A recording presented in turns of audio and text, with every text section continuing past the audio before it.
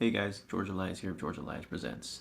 As you can tell, I think it's time we talk about the Nightmare on Elm Street franchise. What do you think?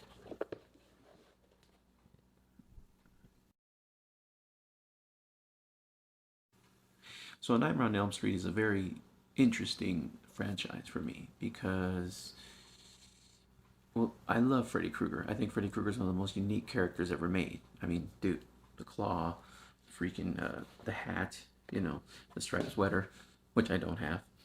Um, he's just a really unique character. He's really cool. I like his design. I like what he does. But yet he's a little conflicting for me because I don't really enjoy a lot of his movies. Like it's like when I did the Friday the 13th films, I enjoy more Friday the 13th films than I do Nightmare on Elm Street films. I know for some people that's blasphemy, but I'm just being honest. And it's not to say that Freddy isn't cool. Freddy's fucking amazing, dude. Robert Englund, come on. But this isn't a review. This is just a list of my favorite in the franchise.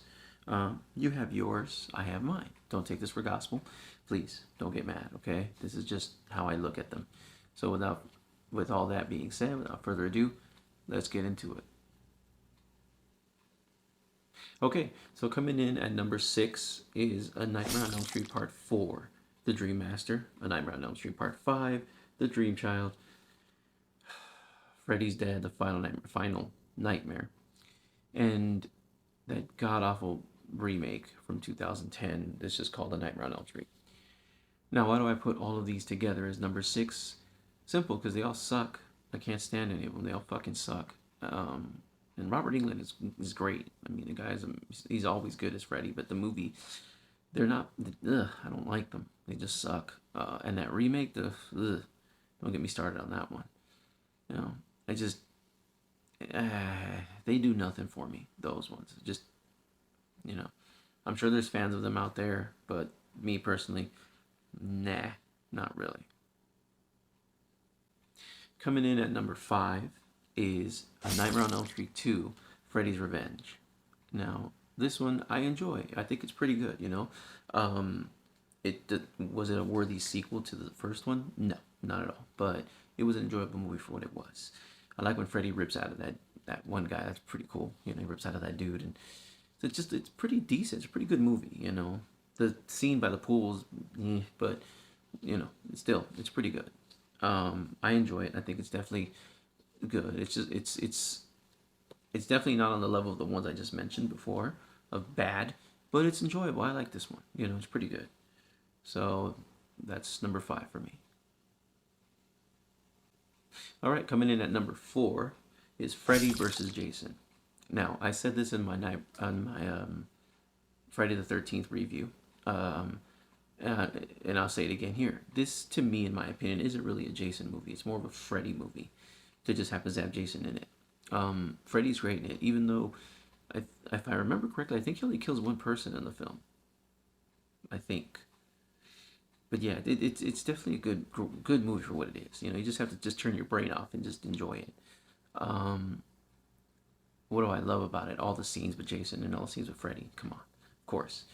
Robert Englund. Hell yeah. I really wish they would have got Kane Hodder to play Jason though. I think that really would have just been so much better.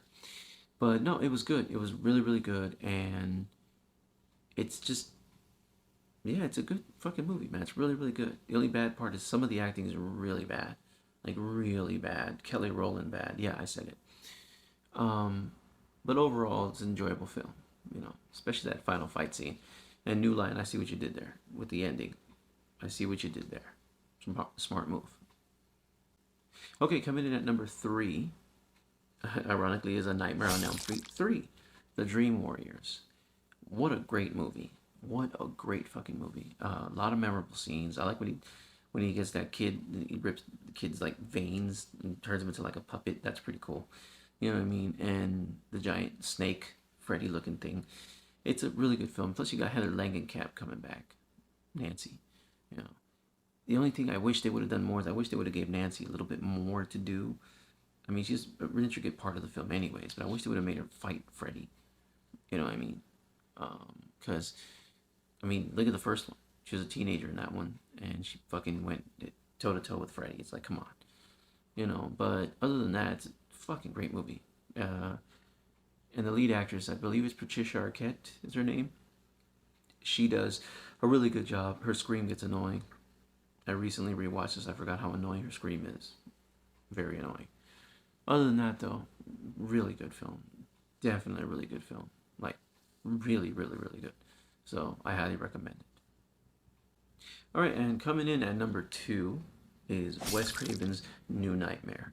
I know I can already hear some of you mad, like, how the hell did he put this one above Dream Warriors? Well, for me personally, New Nightmare I feel is just really well written. I think it's some of Wes Craven's most inventive writing.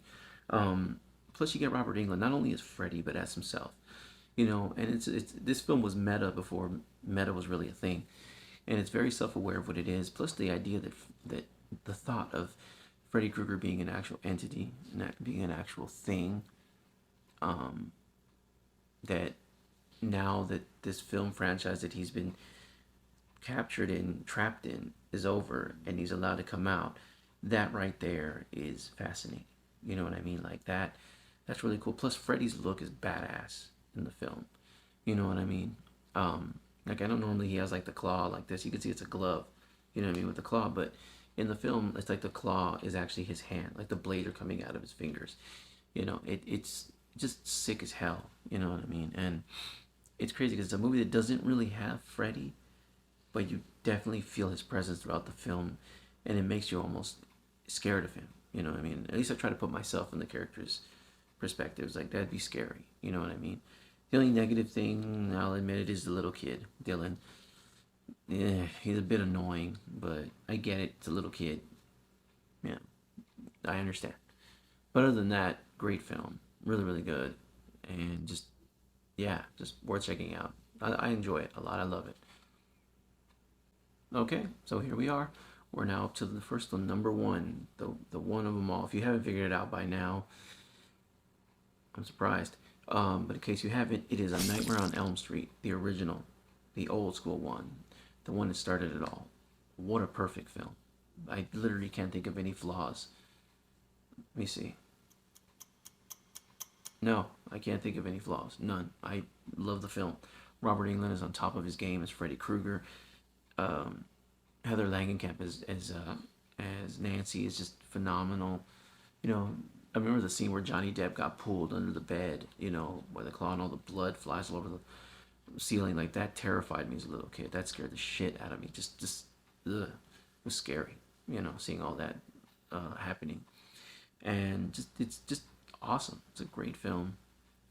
You know, and it just it set us a really high bar for horror, a really high standard for horror and whatnot. And it's just it great film.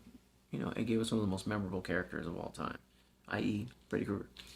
And it's I can't say enough good things about it. It's a great film, and I highly recommend it. It's my favorite one in the Nightmare on Elm Street series. Well, I want to thank you guys for joining me on this ranking of the Nightmare on Elm Street franchise. It's been fun. I love these films. They're a good time. They're a blast. Freddy, come on, Freddy Krueger, and you know, just you stay tuned for more, and I'll see you guys in your dreams or nightmares. I'll see you.